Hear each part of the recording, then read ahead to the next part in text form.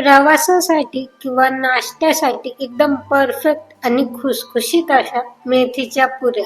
नमस्कार, निनाद किचन मध्ये तुम्हा सर्वांचं स्वागत आहे. अशाच घरगुती आणि सोप्या रेसिपीसाठी चॅनल सबस्क्राईब करायला विसरू नका. आज आपण बनवणार आहोत एकदम परफेक्ट आणि खुसखुशीत अशा मेथीच्या पुऱ्या. चला तर मग लगेच रेसिपीला सुरुवात करूया.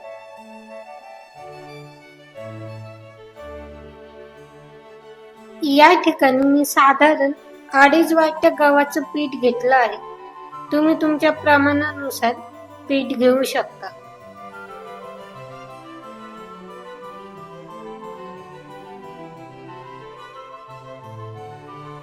त्यानंतर आता थोडेसे मसाले ऍड करून घेऊया. 1 चम्मच लाल मिरची पावडर,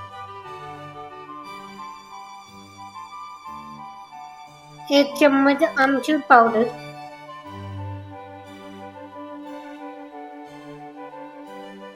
1 चम्मच जीरा पावडर,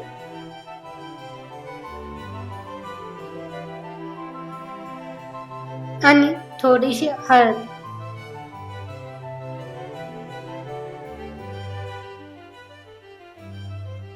चवीनुसार मीठ. आता या ठिकाणी मी हिरवी मिरची आणि लसूण मिक्सरला बारीक करून घेतलं होतं. साधारण 2 चमचे आपण हिरवी मिरची आणि लसूण घेणार आहोत. तुम्ही तुमच्या तिखटाच्या प्रमाणानुसार मिरची कमी जास्त करू शकता. त्यानंतर बारीक चिरलेली कोथिंबीर आणि मेथीची भाजी.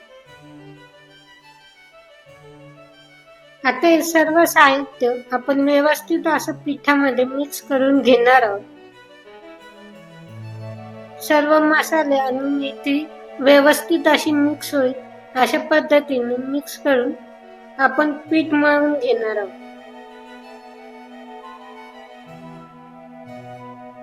पीठ खूप जास्त सैल नाही मळायचं आणि खूप जास्त घट्टही नाही.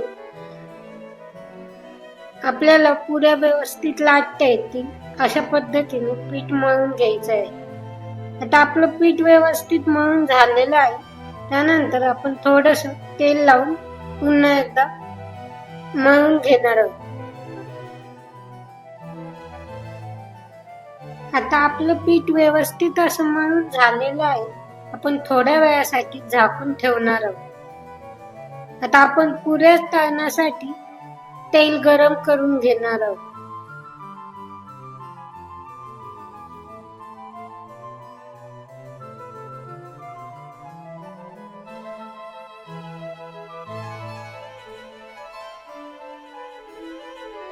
आपलं तेल गरम होतंय तोपर्यंत आपण पुऱ्या लाटून घेणार आहोत.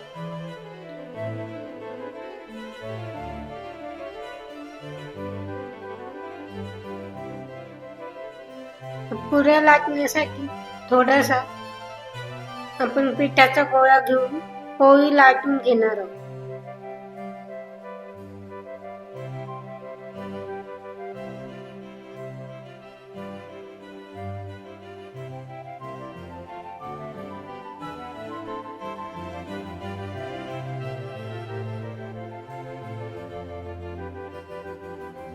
अशा पद्धतीने व्यवस्थित अशी पोळी लाटून घ्यायची आहे. खूप जास्त जाडही नाही आणि खूप जास्त पातळही नाही.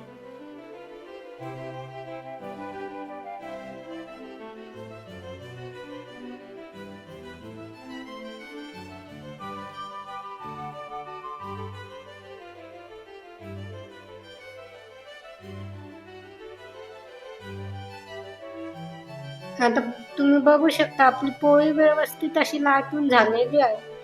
आता आपण एका वाटीने पुऱ्या कापून घेणार आहोत.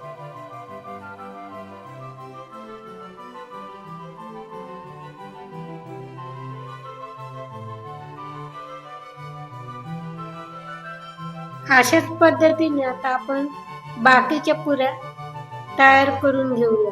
तोपर्यंत आपलं तेल पण व्यवस्थित गरम होईल. आता तेल व्यवस्थित गरम झाल्यानंतर तयार केलेल्या पुऱ्या तळून घेणार आहोत.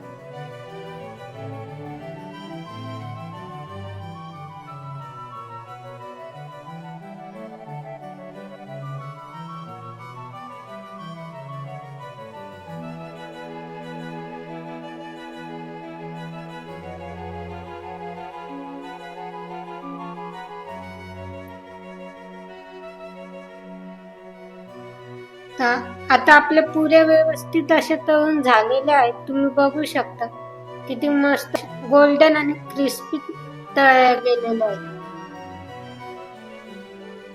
अशाच पद्धतीने आपल्या सगळ्या बाकीच्या पुऱ्या पण तळून घेऊया.